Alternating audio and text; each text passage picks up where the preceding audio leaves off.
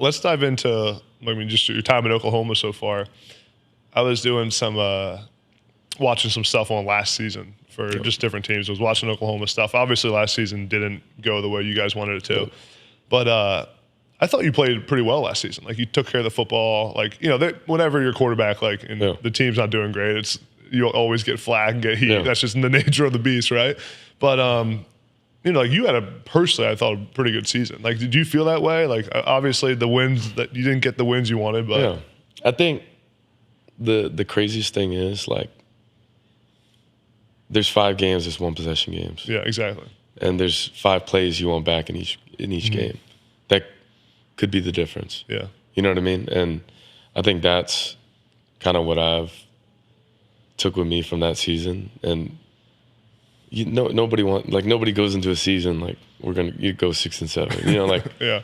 Like, nobody thought that, nobody pushed for that. No, that wasn't at all. But I would just say, with how close we were, you live on the right side of it.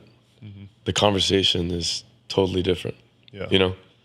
And there's 2 games, I end up, being injured and sitting out for, but the 5 games I did play in, there's 1 possession games, and like I said, we got to live on the right side of it. For me, it was an average year, because I know there's so much more that we left on the table, but I think, you take a perspective of that, that there's so much growth that we can make. And I think that it was my focus going into spring, and then going into, obviously, now summer. What was the morale like around the team when you guys were kind of struggling there for a little bit? Did you feel like everyone kind of stayed together? Or you feel like it was tough?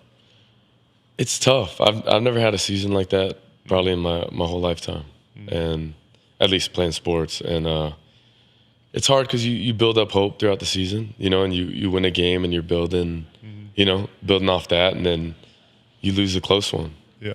And it's like, it's a tough feeling, but the guys stuck together. That was probably the also most difficult part, is you got someone you believe in. You got great coaches in the facility. You got great people that want to see us succeed. And it's like, when you have that, it's difficult, because if it was the other way around, nobody would care. And it's like, you're all fending for yourself, but everyone's sticking together and kind of like, riding this thing out together, which was, tough to see. Does Coach Venables ever get on you? Does he yell at you at all? Like, I'm always curious of, like, the head coach quarterback relationship. For sure, and I think it's because he's defensive minded, right? So if we're doing good, he's not going to be happy with me. But then if the defense is doing good, he's like also not necessarily going to be happy with us. Yeah. So lose.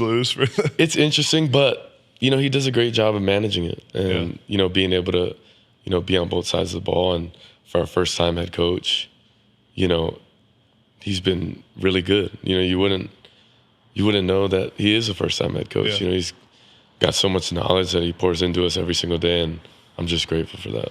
What's his favorite one-liner, or your favorite one-liner of his? He's got a lot, right? He's got a bunch. So this is the thing about Coach Venables. He's got one-liners. He's got acronyms. He's got poems. He's got stories. There's not one I could say, but I'll say this. It's funny because a lot of the Clemson guys, and they're all Dabo quotes, right? Yeah, just learning from Coach, Dabo, and then kind of, bringing that, to us and his flavor of it. But he's got a bunch. Like, if you sit in one team meeting, it's about 15 to 20 that he pours on you. I love it. Yeah, I need to hear some more of his speeches. You do. Take some notes.